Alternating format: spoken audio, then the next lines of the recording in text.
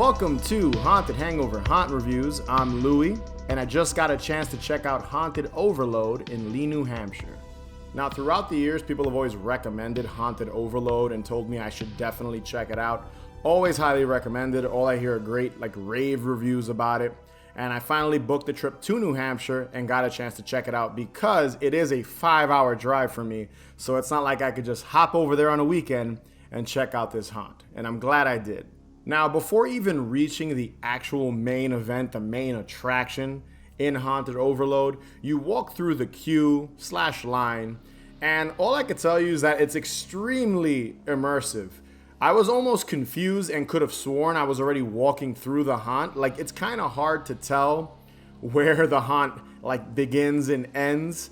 I didn't know until they actually made me show my ticket because there was a long wait. I was probably in line for about an hour and some change. But yeah, when I got to the actual place to present my ticket, I was like, oh shit, this is where the haunted attraction actually begins. Now, the queue itself features a bunch of scarecrows, you've got Grim Reapers, you've got all these lighting effects, but the crown jewel, the kind of centerpiece to this line, has to be this giant skull with these jack-o'-lantern headed demons kind of surrounding it. It's quite the sight to see. Pictures don't do it justice. I'll have some here in the video version, but seeing it in person, just how big it was, how huge, and then the detail put into it, it was really impressive and almost intimidating.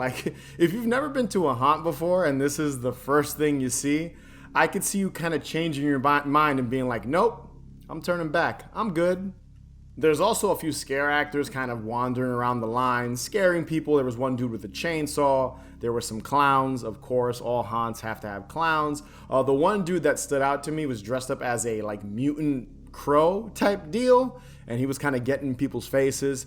I'm just glad they had some sort of entertainment because of the long wait. So the actual experience lasts about 30 minutes. That's what I was told. They do have someone that greets you in the beginning to kind of run down the rules, which every haunt should have that. The cool thing about a Haunted Overload is when you're about to enter the actual haunt, it's like this giant facade of Castle Grey. It looks like Castle Grayskull from He-Man, so I could appreciate that. It's also very intimidating because it's right across from the giant skull I just talked about. The actual haunt itself is just a labyrinth in a way of trails, and you go into different other facades. There's houses, there's barns, there's a church, an evil carnival. There's no narrative or story being told throughout. It's almost like a greatest hits type deal, but that didn't really affect it in any way. As far as the scare actors inside of the haunt, I thought they all did a great job. A few standouts being this tall witch with long fingernails. There was this dude with a torso banjo, just kind of playing this torso banjo. He didn't try to scare us, but it was just a really funny visual. There was also this demonic woman with horns and this goat man, which was inside of this whole satanic church type scene. I'm a sucker for that type of stuff, so I obviously loved it. Another thing that really works in Haunted Overload when it comes to the scare actors, there's a lot of misdirection. This haunt utilizes fake dummy props and things like that. There's this one scene early on where you have these people that kind of look like mummies. They're all wrapped up, and there's probably 10 or 12 of them all standing, and under the darkness and all the lighting effects, they look like real people. So whoever kind of built these dummies did a phenomenal job. Going back to that whole mummy scene, one of the dummies was an actual person, and you really just can't tell. So that was really cool. You could tell they rely heavily on that. There wasn't really any scare actor just being creepy in the distance. It was a lot of jump scares, but again, the misdirection really helped achieve that. And it even caught me, and I don't really get kind of scared in haunts. It doesn't really happen, but I did jump once or twice. So again, that was really, really impressive. But the main thing Haunted Overload's got going for it are the actual sets. You can tell whoever built these is just super passionate. The attention to detail, fantastic job. walking through them, I almost felt like I was in a movie. That's how good of a job the people running this haunt did. You could tell they love Halloween. There's a ton of jack-o'-lanterns. There's just like the use of shadows. They built forts. It's some crazy shit. And probably, up until this point, besides maybe like Not Scary Farm and Halloween Horror Nights, this is probably the most like theatrical, legit set building I've ever seen in a haunt. Again, I haven't been to every haunt in the world, so I don't know, maybe there's something a little better.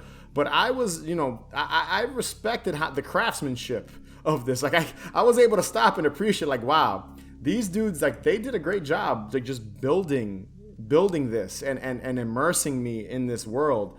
And that's really like what I took away from Haunted Overload after I left. Now, what makes Haunted Overload different from other haunts is the fact that they have a day haunt. Now, this is perfect for families and kids. Like, for example, if you want to like take your kids to a haunted attraction and they're really young, like I saw kids that look like they were like 5 years old running around. It's a good way to warm them up to like their first experience in a haunted attraction, because there's no scare actors. It's obviously daytime, so it's bright as hell. There's no creepy music, no lighting effects. There isn't any of that. But for a haunt lover like myself, it gives you a moment to kind of appreciate the craftsmanship inside of the haunt and take pictures and videos. And if you want to take some really cool, like just cool pictures, like if you're a model or something like that, or you're trying to promote something spooky and you have an item, like it's the perfect place to kind of do that. And I wish more haunts, other haunts did the same thing, because it's a different experience. Like you get to see, not behind the scenes, because it does, seeing it during the day does kind of kill that creepy vibe. You're not scared walking through it, but it's a fun fall activity, especially here where they had, they have a shit ton of leaves. So there's leaves all over the floor. It feels super duper autumn. And yeah, I don't know why more haunts don't do this. Plus, you can make an extra buck because it is a separate ticket. Haunted Overload has two different prices. The night haunt is $28. The day haunt is $8. I highly recommend doing both. It's worth it. Haunted Overload is something special. And for me, it lived up to the hype. So that was Haunted Overload. For more info on them, check out hauntedoverload.com.